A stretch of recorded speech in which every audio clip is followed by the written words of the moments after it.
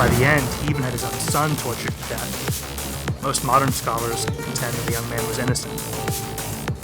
This bitter resistance to reform can be hard to understand in hindsight.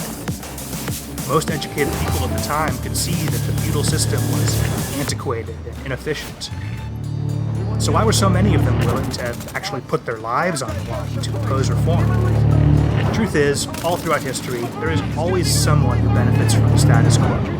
So there is always someone willing to defend it, even if that status quo seems totally untenable. And it's important to keep in mind that a lot of these recalcitrant nobles weren't actually opposed to change in principle.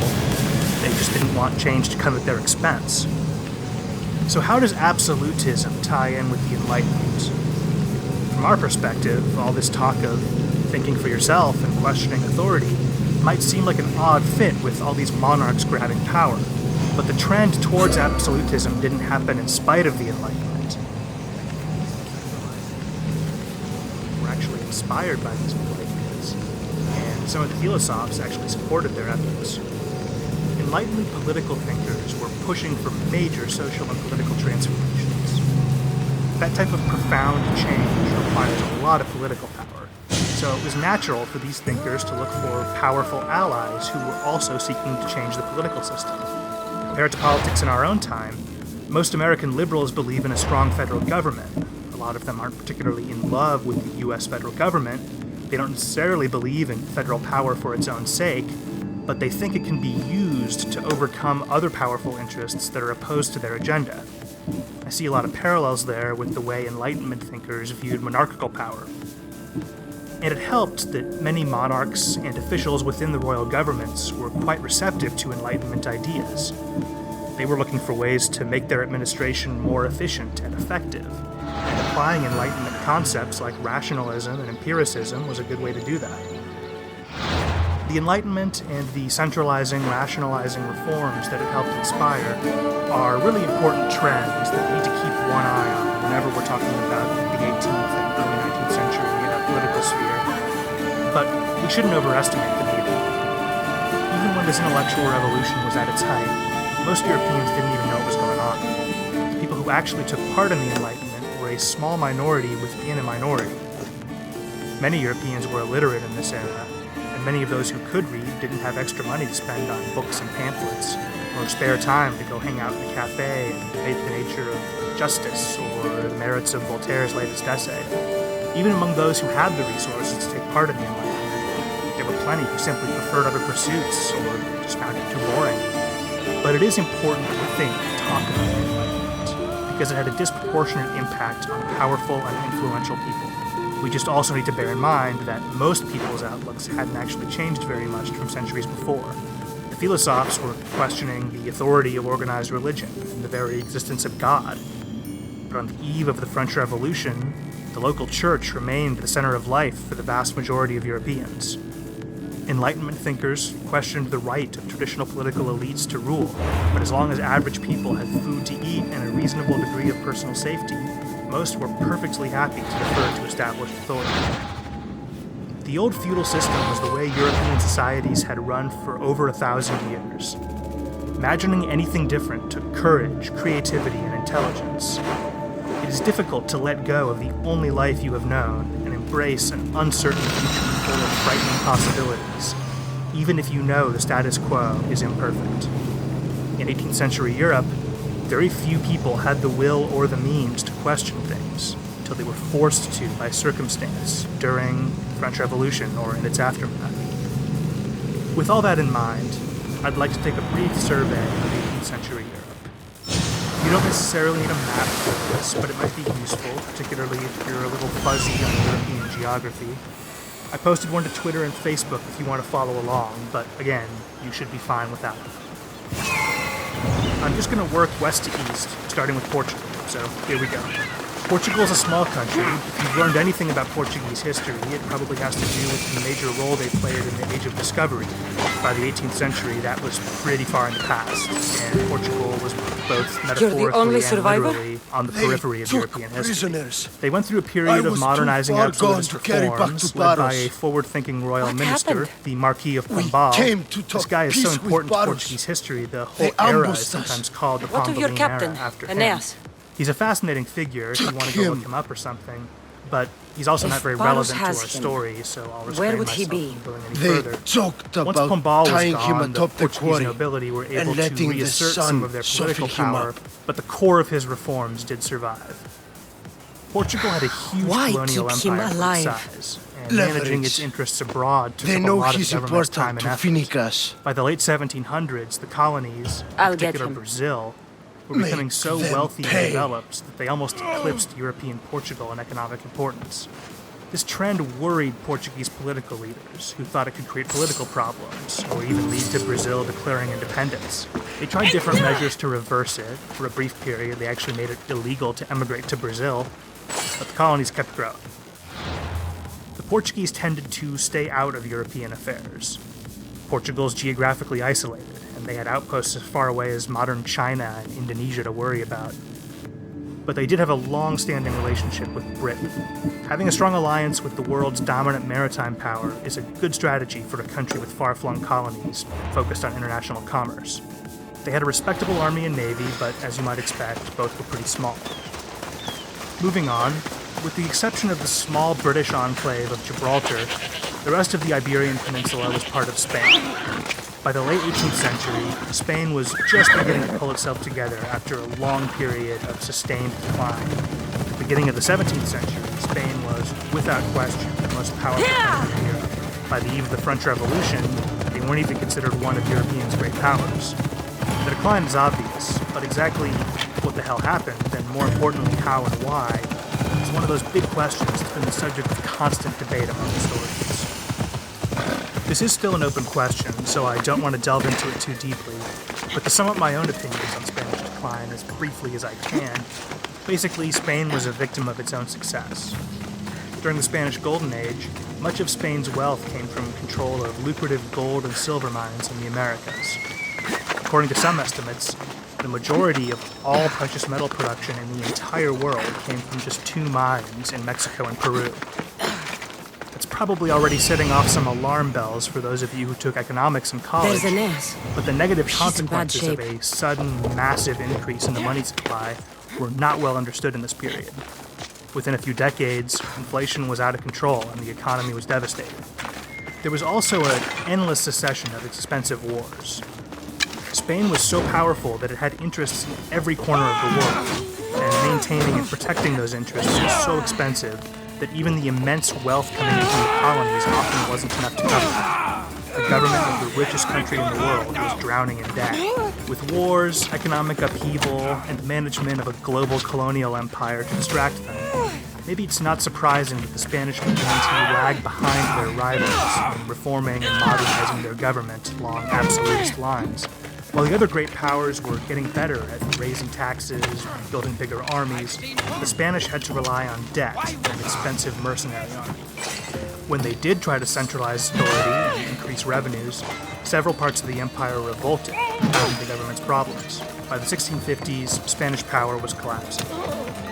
In 1700, the last of the ruling Spanish Habsburg dynasty died, and to everyone's surprise, his will named a member of the French Bourbon dynasty as his successor, his family's greatest enemies. Spain's new king abandoned their traditional alliance with Austria and aligned the country with its traditional enemies, French. The new Bourbon dynasty, as it was called in Spanish, renewed the push for centralizing absolutist reforms. They brought in French experts and consciously tried to emulate the French absolutist system. Some people in Spain embraced this change.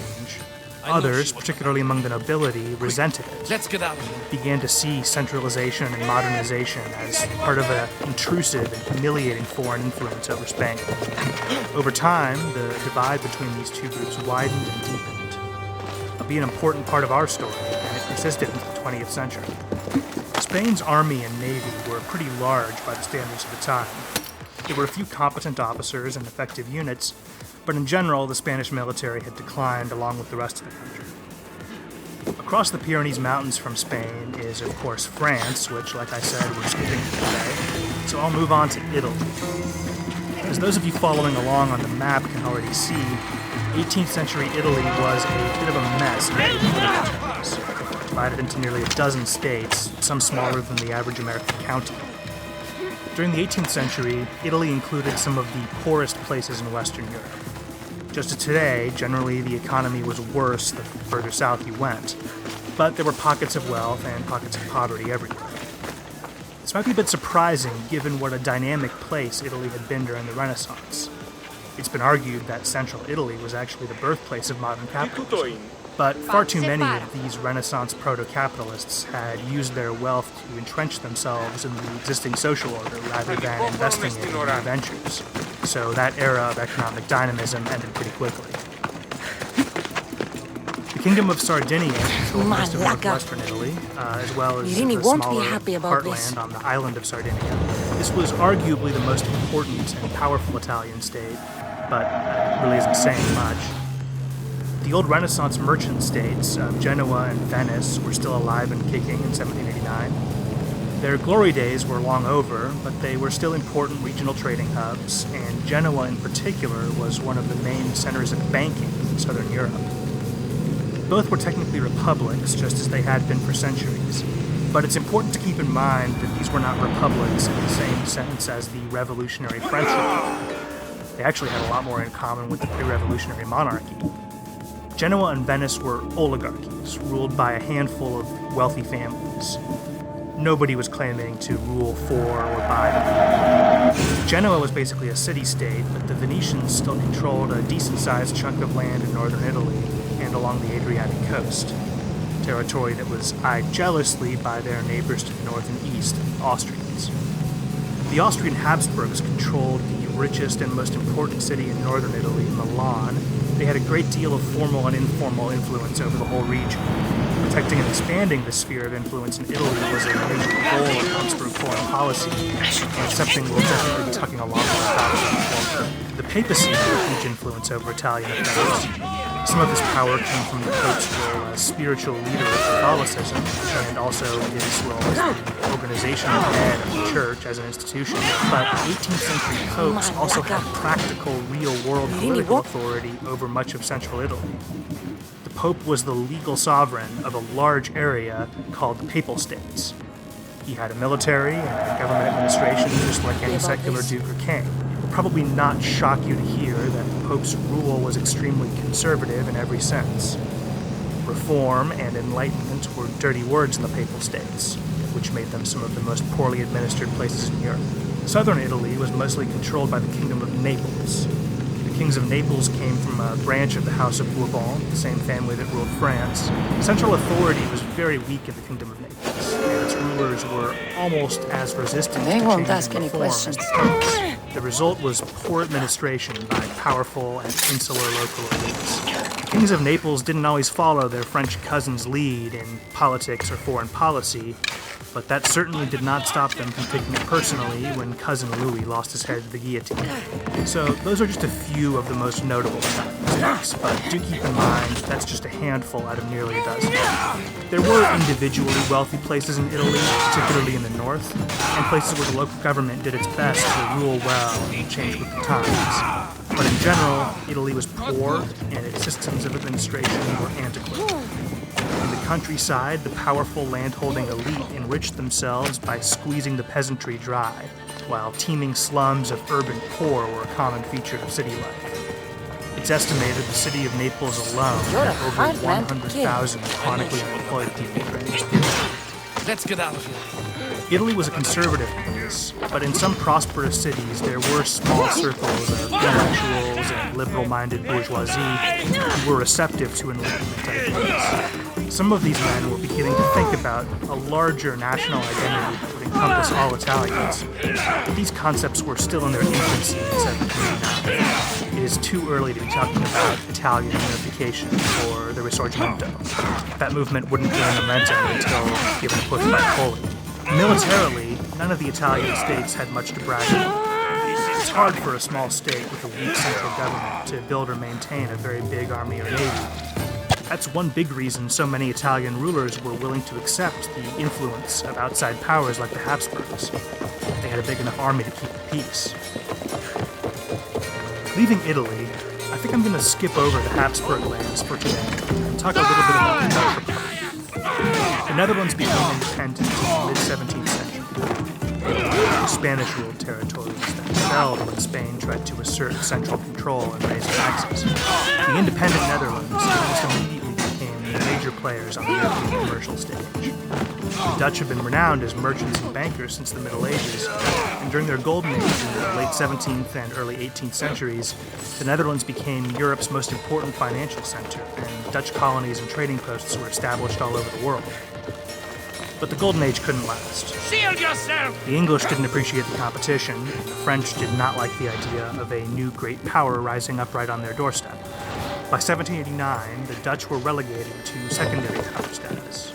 Their navy, banks, and merchant companies were eclipsed by Britons, and any continental ambitions were dashed by military defeats. So the Netherlands would never become a great power. But it was still an affluent state and an important secondary power. The Dutch Navy was large, modern, and competent. The Dutch economy played second fiddle to the British, but it was still one of the most advanced economies in Europe. Dutch society was strong. There was a large bourgeoisie. The population was comparatively well educated. And what we today would call civil society was better developed than almost anywhere in the world. A major reason for this strong society is that unlike Genoa or Venice, you can't really call the Dutch Republic an oligarchy. Not the Paros type. Its government really did have some similarities to a modern democratic republic. 18th century Dutch society was perhaps the most liberal in Europe. I couldn't tell who he was. Time to get there was off a sense of individual rights, especially freedom of speech. I know my way back. Many of the great Enlightenment texts that were banned by more repressive regimes were printed freely in Amsterdam and then smuggled out to the rest of Europe. Dutch markets were relatively free as well. Many of the goods that were sold as state monopolies in other countries were traded on the open market in the Netherlands, which made it a center of smuggling and gray market international trade. Dutch politics were more participatory than anywhere else in the world. Political issues were openly discussed in the press and in lively taverns and coffee houses. But we should keep in mind that the Netherlands was a liberal democratic place only by comparison to the rest of 18th century Europe. Dutch society was hierarchical, repressive, and elitist by modern standards. Dutch politics were inclusive for the time, but the majority of the population could not participate, and a tiny minority of landowners wielded a huge amount of power. But not everyone was happy with the status quo. The relatively open, affluent nature of Dutch society meant that the Enlightenment had a big impact there, and the more liberal political system meant that people who adopted these new ideas could really try to put them into practice. By the late 18th century, there was a large, active faction within Dutch politics advocating for radical reforms. They called themselves the Patriots. Dutch politics had a history of being rough and raucous. And I'm not talking yelling and overheated rhetoric here. I mean the type of rough and raucous where a crowd physically rips apart the prime minister and then eats him raw, as happened to the unfortunate Johan de Witt in 1672. Not that it's time to hear something about partisanship. For most of Dutch history, the political tension was between a faction that wanted the Dutch parliament to have more power and a faction called the Orangists that wanted the country to operate more like a monarchy. By the late 18th century, the Orangists had succeeded in shifting the Dutch government in a more conservative, monarchist direction. Meanwhile, the pro-parliament faction had been pretty much replaced by this new Enlightenment-inspired patriot faction, who were seeking a much more radical shift in political power. Dutch politics was more polarized than ever. There wasn't any cannibalism this time around, but the country was on the brink of revolution for much of the 1780s. The Orangist government even had to ask for military assistance from Prussia to contain the pro-patriot mob violence that looked very similar to scenes that would play out in Paris a few years later. With Prussian help, the patriots were suppressed but not destroyed. They cheered on the revolution in France a few years later, and this unresolved political rift within Dutch society would have huge consequences when the country's Orangist leadership joined the war on the revolutionary French government. The French armies invaded the Netherlands. I think this is a good place to stop for now. I know I said we'd get to Frederick the Great this episode, but there's just too much ground to cover. Next time, we'll be talking about Central and Eastern Europe, the rise of Prussia, and the wars that set the stage for the Napoleonic era. I hope you'll join us. Thanks for listening.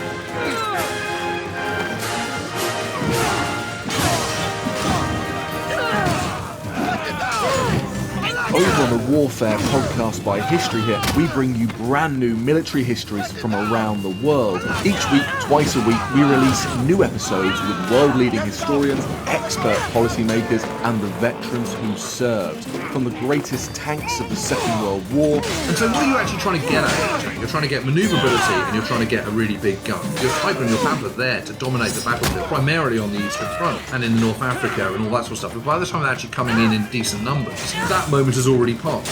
Through to new histories that help us understand current conflicts. Any invader, any attacker, any adversary will exploit gaps within society. It was true then, it's true today. But the Finns signaled that they were united, and I think that's what the Ukrainians should signal today too. Subscribe to Warfare from History Hit wherever you get your podcasts and join us on the front lines of military history.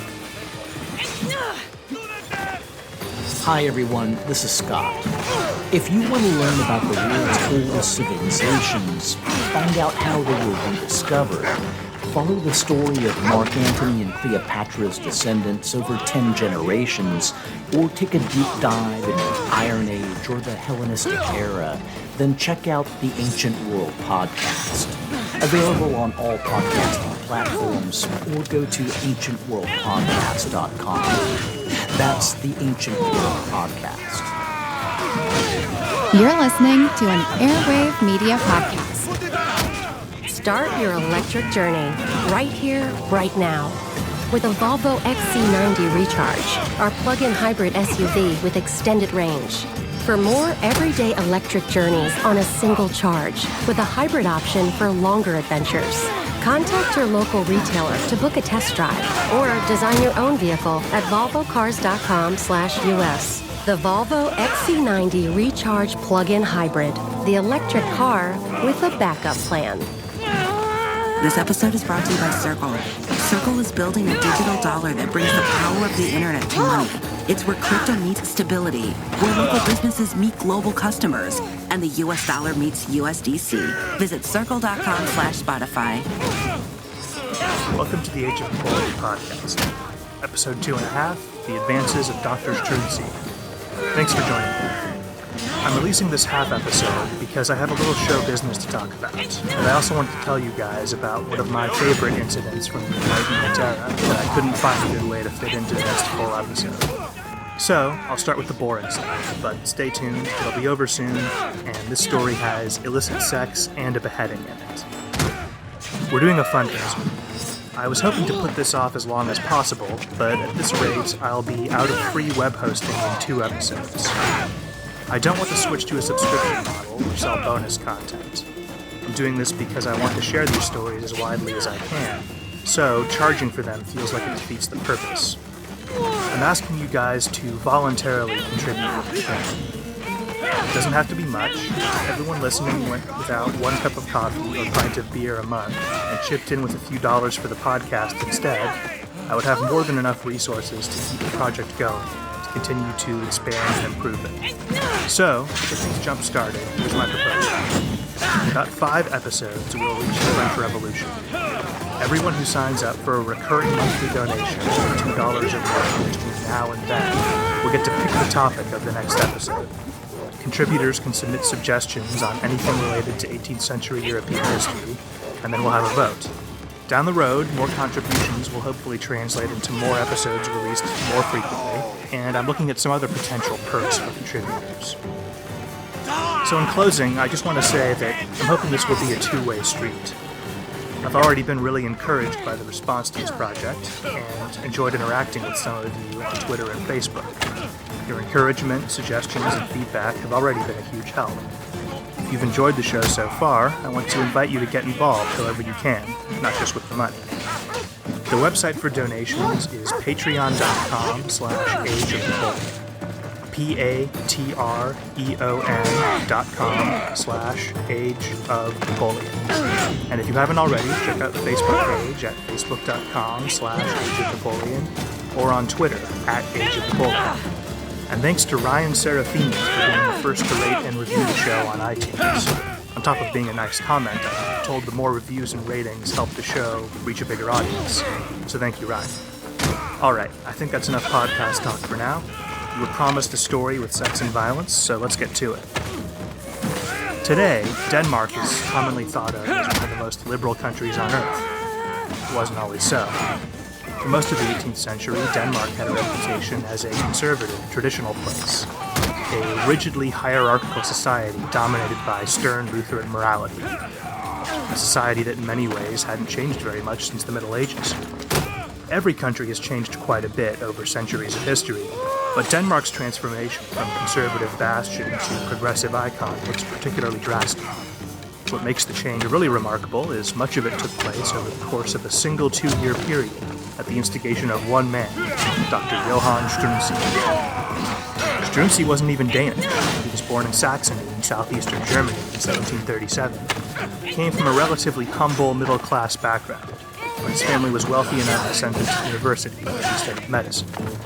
Young Struensee picked up a lot more than just anatomy in school. This was the 1750s, the peak of the Enlightenment. Struensee eagerly soaked up these new ideas and became an enthusiastic convert. He was drawn to the more radical side of Enlightenment thought. He even became an atheist, to the horror of his father, who was a Lutheran pastor. Struensee graduated in 1757 and set up a medical practice in Altona, a city in northwestern Germany ruled by Denmark. Even after leaving the more permissive environment of the university, Struensee made no secret of his beliefs. He had a brilliant mind, and he loved debating and discussing intellectual topics, even dangerous ones like politics and religion. He quickly made a name for himself as a radical among the local elites and intellectuals. Struensee's ideas were threatening, and he wasn't shy in expressing them. But the funny thing is, far from making enemies, everyone seemed to like him. Liberals and atheists were generally despised in aristocratic circles, but almost everyone who met Struensee seemed willing to make an exception. He was brash, but he was also charming and gracious. Even people who didn't like what Struensee had to say liked having him around, and his considerable skills as a doctor made him useful. Struensee may have been a liberal, but his principles didn't stop him from participating in some shameless social climate. He liked luxury. He liked the company of rich and powerful people. Within a few years, he had fallen in with a group of formerly powerful Danish noblemen who were living in exile from the royal court in Copenhagen after losing out in some palace intrigue. They saw an opportunity in this brilliant, ambitious young man. If they could place him in court, perhaps he could pave the way for their return from exile. Monarchs were increasing their political power during this period, but we shouldn't forget this was an hereditary position. There were no guarantees the king or queen would have the ability or interest to actually participate in government. It was often the case that real power rested with whoever the monarch trusted to handle the business of ruling he was unwilling or incapable of attending to. This was particularly true of Denmark in the late 18th century because the king was, to use the terminology of the era, mad. Entire books have been written attempting to diagnose King Christian VII's particular disorder. I don't want to try to play amateur psychologist and figure it out myself. Suffice it to say, he had a mental illness and/or cognitive disability that made him mentally and emotionally unstable. The king was obviously incapable of ruling, but Denmark had no legal provision for sidelining an incapacitated monarch, so he remained the legal sovereign, while his ministers and noblemen jockeyed for position around him to rule in his name. During this era, mental illness was often considered to be a symptom of physical disease, so the king was under the constant care of a rotating cast of doctors and quacks. In 1768, Dr. Johann Struensee's powerful friends got him a temporary appointment to administer to the Mad King. Amazingly, Struensee's attentions greatly improved King Christian's condition. More importantly, Struensee and the king formed a real personal bond. By all accounts, they were as close to friends as was possible for a king and a commoner during this period. What passed for mental health treatment in the 18th century was pure snake oil by modern standards, so it was probably Struensee's friendship rather than his medical expertise that alleviated the king's mental illness. Struensee's position became permanent, and before long, he was spending more time with the king than anyone else at court. As their bond grew, Christian began to defer to Struensee's advice on matters of state, as well as personal and medical ones. Political power was beginning to shift. Christian's ministers could see what was happening and tried to outmaneuver the wily doctor. Even Christian's wife, Queen Caroline Matilda, disliked this pushy newcomer and tried to limit his influence. But these efforts were hopeless. Christian was completely enthralled. Within a year of their first meeting, Struensee was made a member of Christian's royal cabinet. Like many Enlightenment thinkers, Struensee took a keen interest in education and sought to manage the upbringing of the crown prince according to Enlightenment principles. This brought him into frequent contact with the queen. Evidently, this familiarity softened Caroline Matilda's dislike for Struensee, because by early 1770 they were having an affair. As he betrayed the king, Struensee's political power increased, and Christian's condition worsened. By late 1770, the doctor had pushed out all his rivals and secured total control over the royal government. In December, he gained the power to issue decrees that would have the force of law without the king's signature. With the king too deep in delusion and depression to rule, Struensee was now effectively dictator of Denmark. The doctor wasted no time in transforming the country. By the stroke of Struensee's pen, feudalism had all but vanished from Denmark in the space of a few months. The nobility lost their legal privileges and tax exemptions, peasantry were freed from their feudal obligations and granted lands of their own. Torture, capital punishment, and the African slave trade were outlawed. Struensee ended state censorship. Denmark became the first country to embrace the principle of freedom of speech as we understand it today. He even levied new taxes to institute a rudimentary social welfare system. The bureaucracy, the army, the judiciary, and the universities were all totally reformed and reorganized. During his time in power, Struensee issued an average of 3 new decrees per day. The Danish government soon became the idol of every Enlightenment thinker in Europe, but not everyone was pleased. Such drastic changes inevitably alienated people within the existing power structure. So with the rapid pace of reform, Struensee was effectively making new enemies every day in office. The movement against the doctor was growing. Ironically, the newly free press became a major avenue for dissent. But if Struensee noticed, there's no evidence he cared. After all, what could his enemies do? He served at the pleasure of a king who loved and trusted him, who was too out of it to be reading anti-government newspapers or taking audiences with disgruntled noblemen. Unfortunately for the doctor, by 1771, his enemies had gotten wind of his affair with the queen. That summer, she gave birth to a daughter. Struensee was almost certainly the father. With the king incapacitated, even people without knowledge of the affair were gossiping about the baby's heritage.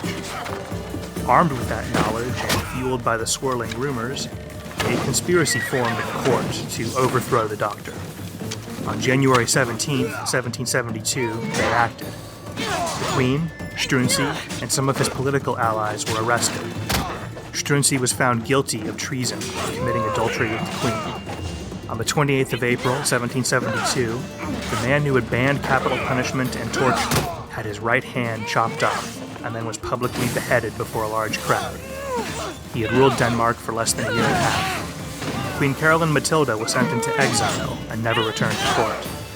King Christian VII never lost his affection for Struensee, even after learning he betrayed their friendship. Successful coup plotters took power and immediately began to roll back Struensee's reforms. However, this turned out to be harder than they'd imagined. None of them had Struensee's work ethic or genius for administration. Soon, the new government was as unpopular as Struensee's. They found it impossible to totally erase the doctor's legacy. Christian's son, the future Frederick VI, remained devoted to the Enlightenment principles he'd learned under Struensee's influence. As he grew into adulthood and began to assert himself politically, he put a stop to this reactionary turn and reinstituted many of his mentor's policies. And ever since, Denmark has never really looked back. In his 16 months in power, Johan Struensee, a humble Saxon doctor, had changed the country forever. That's all for now. Once again, please contribute to the fundraiser at patreon.com/Age of Napoleon and review the show on iTunes. Thanks for listening.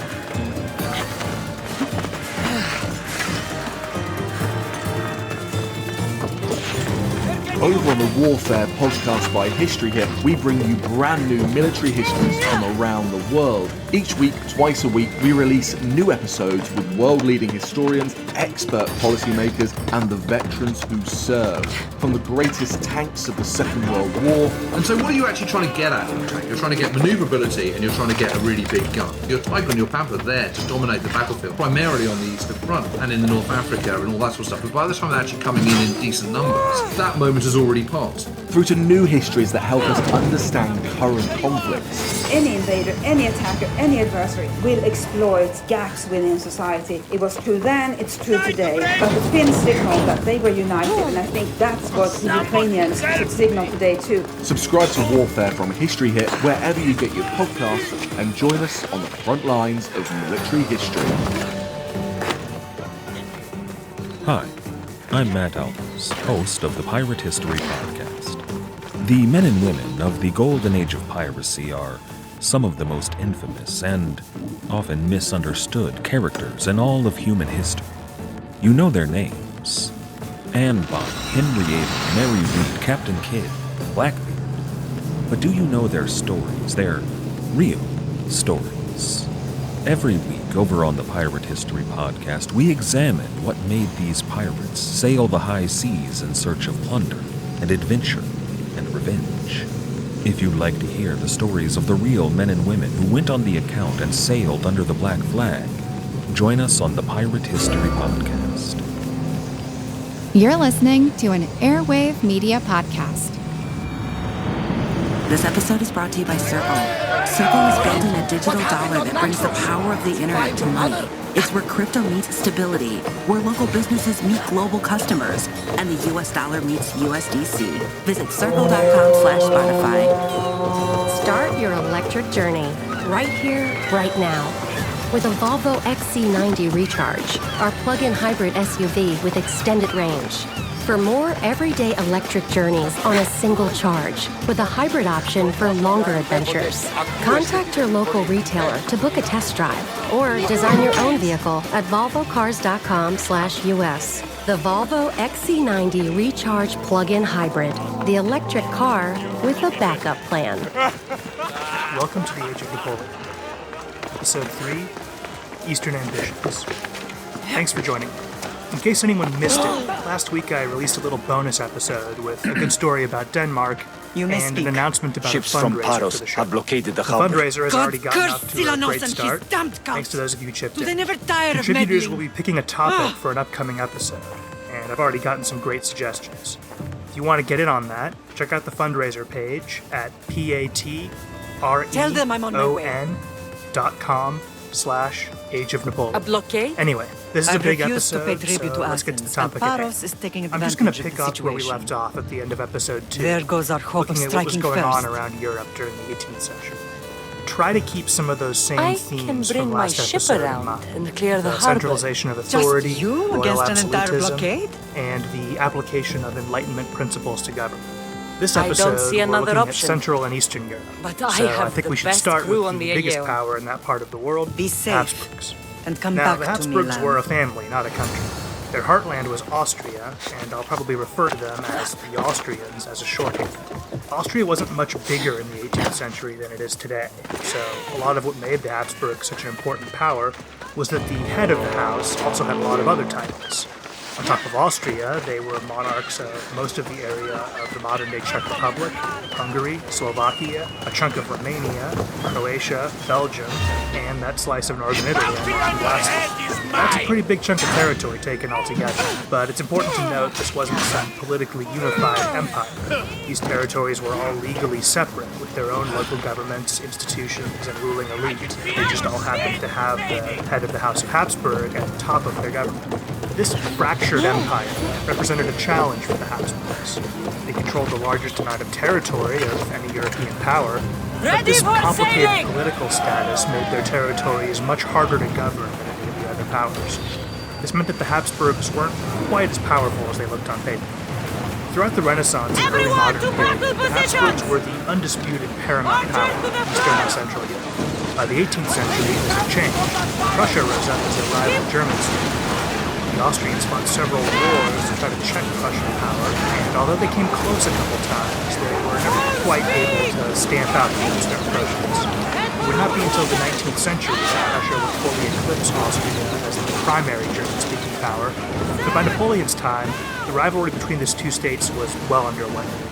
Further to the east, the Habsburgs were also feeling uneasy about the rise of another great power, Russia. The Russians and the Habsburgs had been natural allies due to their mutual rivalries with the Ottoman Empire and Poland.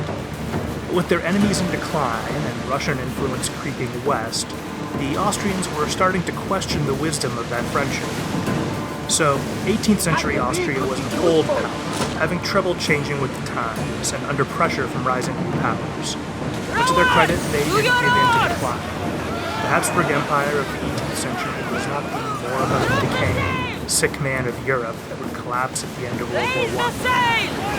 Austria's first defeat at the hands of Prussia in the War of Austrian Succession in 1748 had stunned all of Europe and marked Prussia's arrival on the scene as a great power. The Habsburg armies were devastated. They lost the province of Silesia, one of the richest and most important Habsburg possessions. The defeat stung, and Austrian Empress Maria Theresa used it as an opportunity to reform the government, and more importantly, the army. When Austria and Prussia faced off again 6 years later in the 7 Years' War, even Frederick the Great of Prussia, who disdained the Austrian military, was impressed by the improved performance of the Habsburg armies, admitting, quote, "These are not the Austrians of old." Still, these new and improved Austrians couldn't hit knockout blow against the outnumbered Prussians. Habsburgs never retook Silesia. Maria Theresa was succeeded by her son, Joseph II, in 1780. Maria Theresa had been a cautious, pragmatic reformer. Joseph was a reformer too, but he was anything but cautious.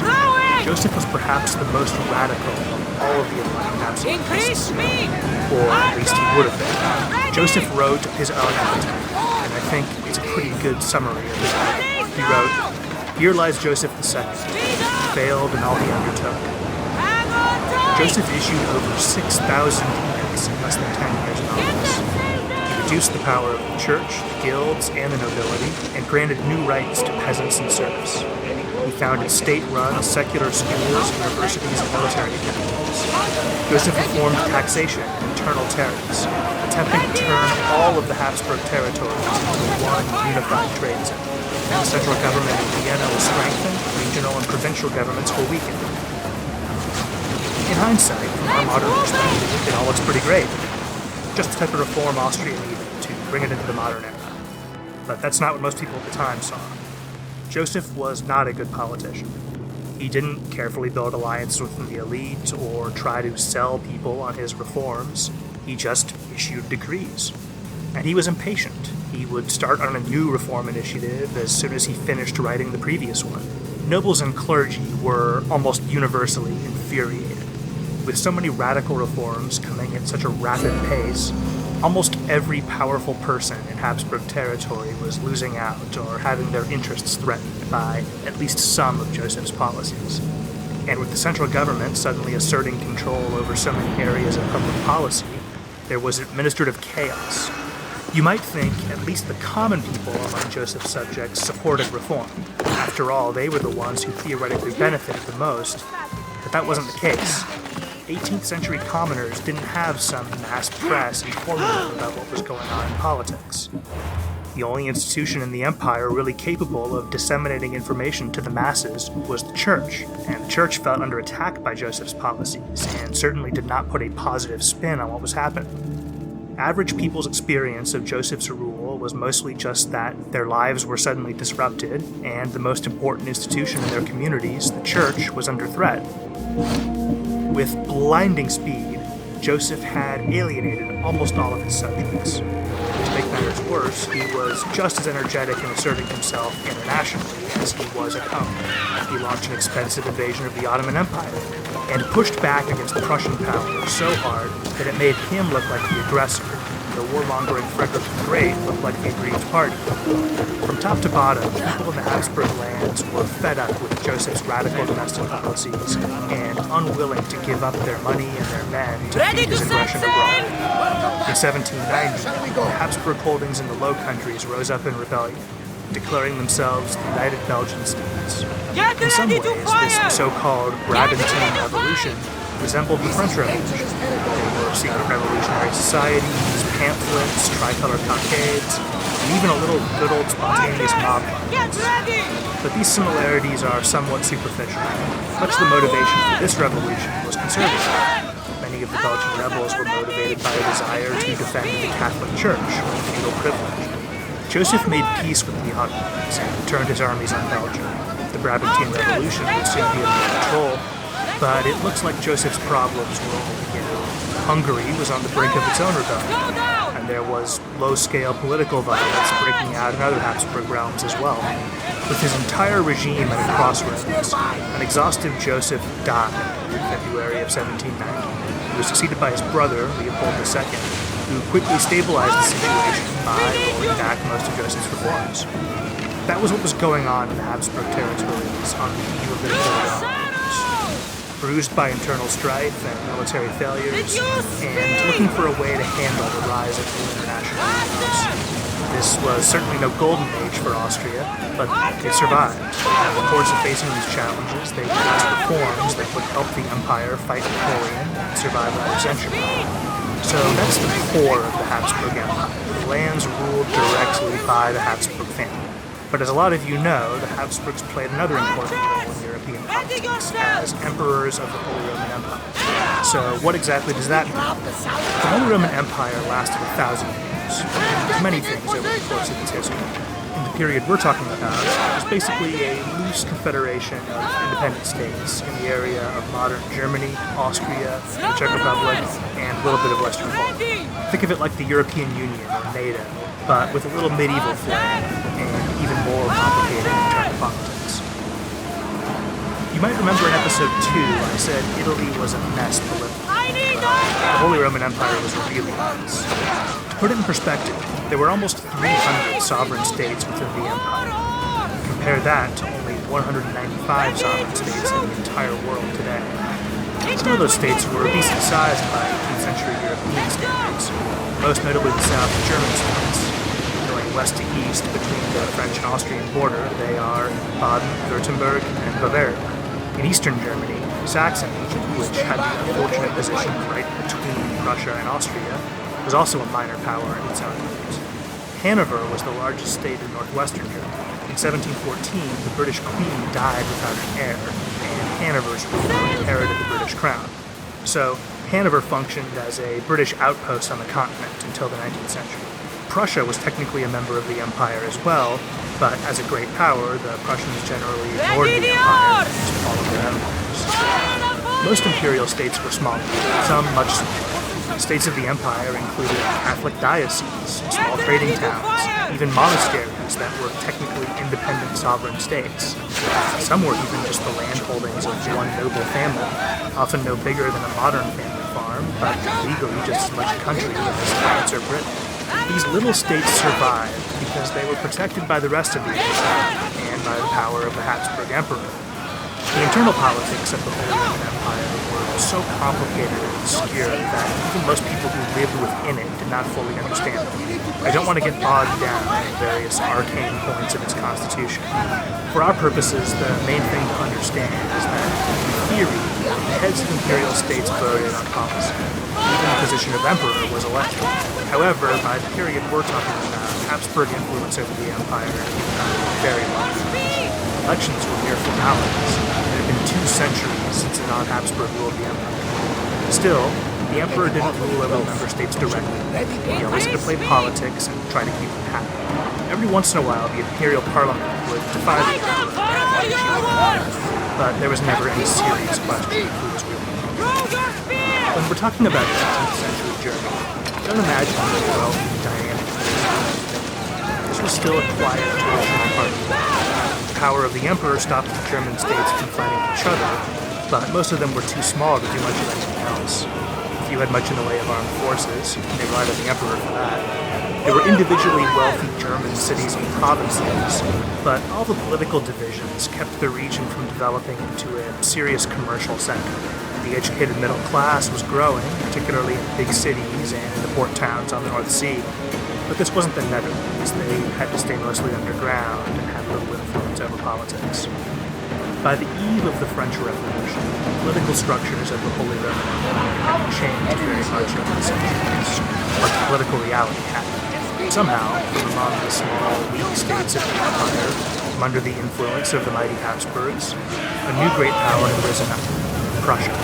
During the 30 Years' War of the mid-17th century, Brandenburg, the state that had become Prussia, was just another of the medium-sized imperial states, probably less powerful than Saxony or Bavaria. Brandenburg suffered tremendously during the war. Their small army was quickly worn down to almost nothing, so the rulers of Brandenburg had to watch helplessly as rival armies roved over their land, sowing destruction and stripping it bare of food and supplies. After the war, Brandenburg, later Prussia, had a string of competent rulers who learned a lesson from this experience. Their state was poor, but if they were to defend it, they would have to be powerful enough to stand on their own, and not rely on the others. To this end, they carefully marshaled Prussia's limited resources to build up a professional standing army and the administrative and taxation system necessary to support it. Through diplomacy and conquest, they seized as much territory as they could without angering the emperor. Even today, the mention of Prussia calls to mind harsh Spartan militarism and iron discipline. This was the era in which that stereotype was born, the late 17th and early 18th century, and it's a stereotype the Prussians deserved. There was a strong sense of service among Prussian aristocrats. In most countries, the upper echelons of nobility considered military service beneath them. This was not so in Prussia, so despite their size, they drew from a big pool of potential officers, all of whom were well-trained at state expense. The men were trained well too. Notoriously harsh Prussian discipline and training broke new recruits down and built them up into the best soldiers in the United. And it was a huge army relative to Prussia's size. By the mid-18th century, 1 out of every 30 Prussian men was in uniform. The average for the rest of Europe was about 1 out of every 100. The old joke is that Prussia was an army with a state rather than a state with an army. And I think there's something to it. Levying the taxes to pay for this and managing that much manpower was quite an achievement. It was made possible by the type of centralizing, modernizing reforms we were talking about. Essentially, the Prussian central government was able to get the nobility on board with this by making them feel like they were part of the project, sharing in Prussia's glory, and by giving them more power over their peasants. The Prussian state was making huge gains, we need to move out before they send reinforcements. Living there during this time We're period. almost ready. These Timo? trends of Prussian ships state are loaded building now. and militarism They'll be saw ready their on your ultimate command. expression in Frederick II, Cassandra, usually a called word. Frederick the Great. Frederick pursued and Is expanded something these wrong? policies initiated Besides by the his attacks on my predecessors, island and the but cult's with one key meddling? difference. No. But His we must father and speak grandfather were very conscious of the limits of Prussian resources and Whatever the you massive need. expense of the military. They did not want to The see cult the must be armies they stopped. built up so carefully When we return to destroyed Laconia, bloody it will be wars. dangerous. Frederick did not have I'm the same used to it. scruples. We both are. When Frederick took the throne in 1740, Here I he know declared, who I can and quote, cannot trust. I would intend have to said either that assert about my Sparta great too, power but this news status about the or king. see Did everything go to Aspasia ruins, find out which of the except kings very is working name with the of Prussia cult? will be buried with For all we know, it's True to both. his word, he almost Must immediately cleanse launched an Sparta of its unprovoked corruption, invasion no of matter Austria. the cost. This would come to be called the War of the Austrian Succession. Frederick's At goal least was now to annex we can face them Silesia, together. one of the wealthiest Yes. regions in Central Europe. For all that those bastards His tried to take troops from stormed us in and your occupied the brother. province, ruthlessly stripping it of We will wealth to find fund you. the war effort, Come and see daring me the when you're Austrians ready. to take it back. Almost Are all you of ready Europe to joined in sail? the war. Most importantly, France, Britain, and Spain on Prussia's Where to? side, We're and going Russia to on destroy the Austria's. fleet of Paros Much once to everyone's and for all. surprise, not only did then Prussia will manage to Naxos hold be on to secure enough Silesia, for us to leave. it was Prussia and Britain who carried the day, while the French and Spanish militaries underperformed. It was clear proof that the older powers were in decline. I have a few things Britain to was do on the here rise, first. and We Prussia sail had as soon as arrived you've among the prepared. great powers. After nearly 8 bloody years, the war ended in an awkward peace. The treaty ending the war satisfied no one, but all the combatants were low on money and manpower and needed a break. And several powers on both sides had become so dissatisfied with their allies' conduct that they no longer wished to fight on the same side. The uneasy peace held for 6 years, ending with the outbreak of the 7 Years' War. Americans might know it better as the French and Indian War. Again, the war started with Prussia storming into a rich border region, this time Saxony, and ruthlessly exploiting it. In the diplomatic shuffling between the wars, France had switched sides and joined Austria and Russia, coming to Saxony's defense.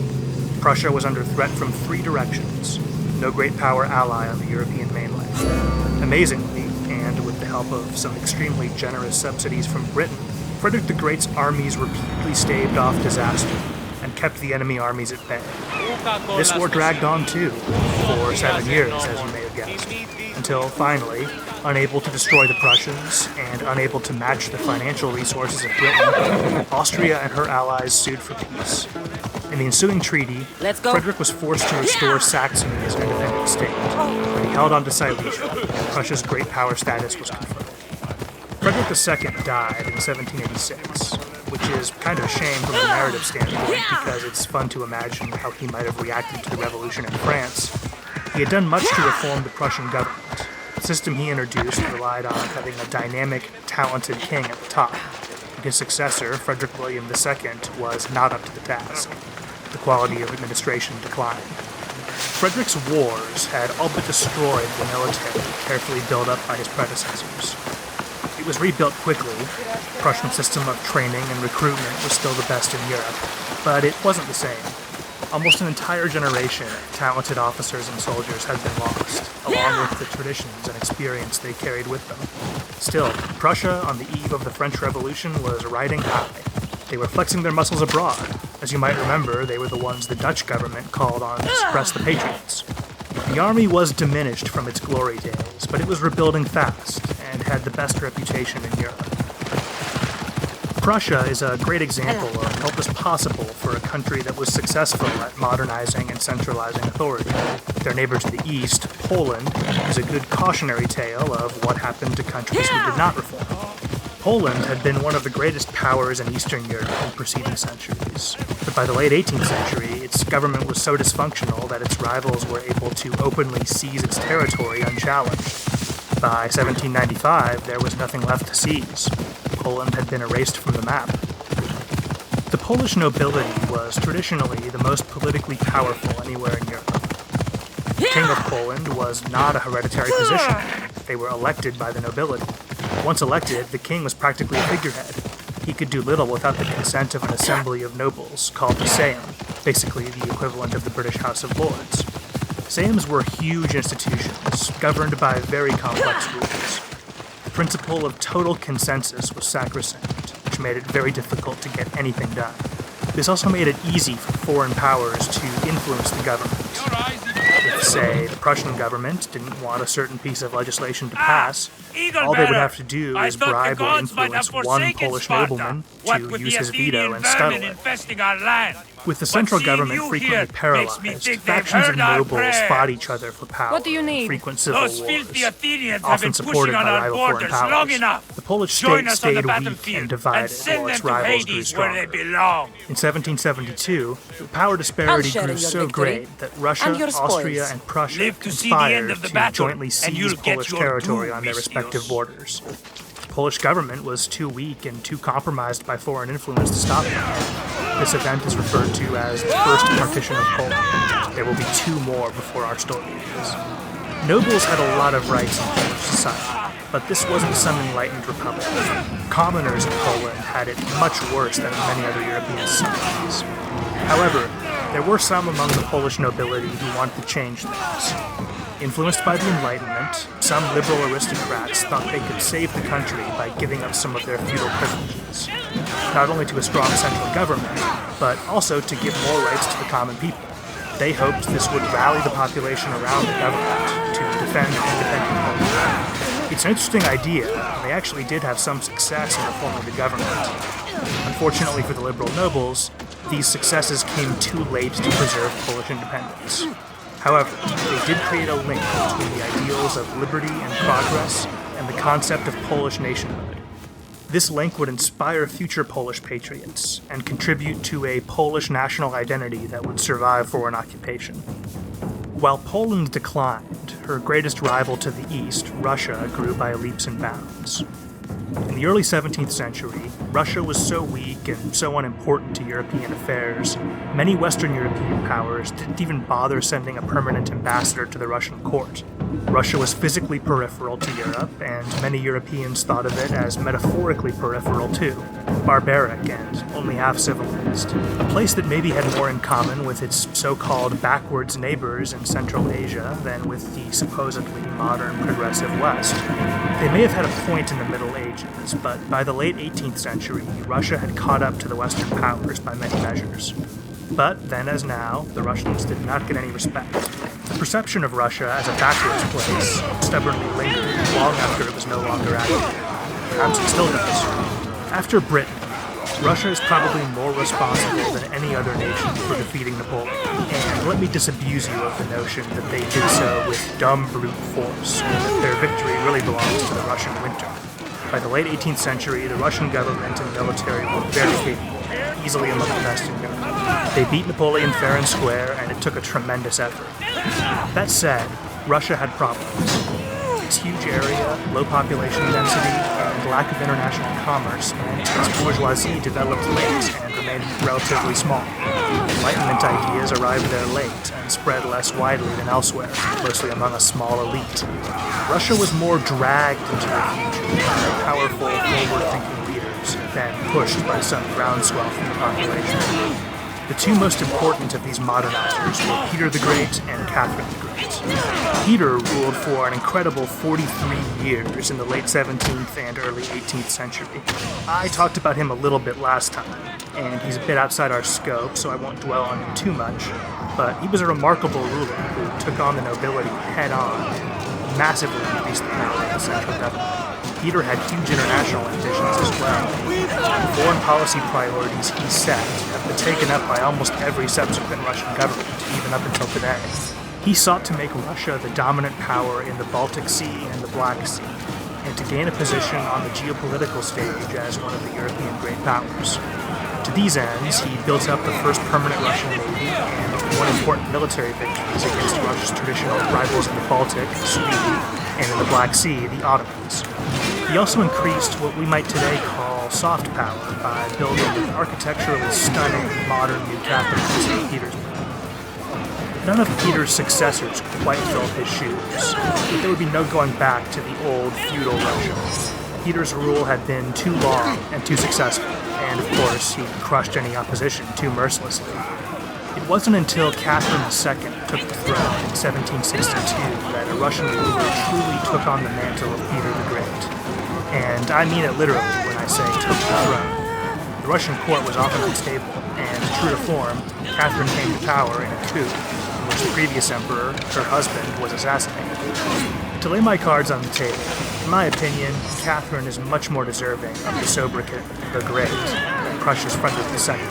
As a foreign-born woman who seized power through violence, she was an unlikely ruler with little legitimacy, but she navigated Russia's dangerous politics brilliantly. Catherine was interested in the Enlightenment. She corresponded and occasionally crossed intellectual swords with figures like Voltaire and Diderot. Her court attracted intellectuals from all over the world. However, she was not an idealist. Unlike her more reckless contemporary, Joseph II of Austria, Catherine never became so carried away in incorporating Enlightenment principles into her government that she lost sight of what was politically possible. I think her enthusiasm for the Enlightenment was genuine, but she was a realist who never put principle before practicality. She was also image-conscious and clearly aware of the propaganda benefits that came with painting herself as an enlightened ruler. Catherine's regime was seen as a golden age for Russia. The government and the military were reformed and improved. New educational institutions were founded. Perhaps most importantly, the financial system was modernized, enabling the government to borrow and spend with more flexibility. The country expanded as well, most of the south taking land around the Black Sea, and the west swallowing up much of Poland. It may have been a golden age, but it was not a time of peace. Under Catherine, Russia fought a war with Persia, two with the Ottomans, was involved with Frederick the Great's wars, meddled in Polish affairs, and put down several rebellions within its own borders. If anything, this constant warfare sharpened the Russian army rather than wearing it down. By the 1790s, Russian officers and men were experienced. Incompetent leaders had been weeded out. After France, the Russian army had the best artillery and medical branches in the world. The infantry and cavalry were probably not the best in Europe, but their strong performance in the wars against Frederick the Great had surprised everyone. Europe had been expecting some barbarian horde, but the Russian army looked just like their counterparts, fought in accordance with the latest European doctrines, and were better organized than some of their Western opponents. It was Frederick the Great's army who gained a reputation for brutality, not the supposedly barbaric Russians. In 1770, the Russian Navy stunned the world by sailing all the way from the Baltic to the Mediterranean and devastating the surprised Ottoman fleet in a single battle. It was a clear sign of new foreign policy ambitions. With the dominance of the Black Sea secured, Russia was expanding her horizons and seeking influence in the Mediterranean.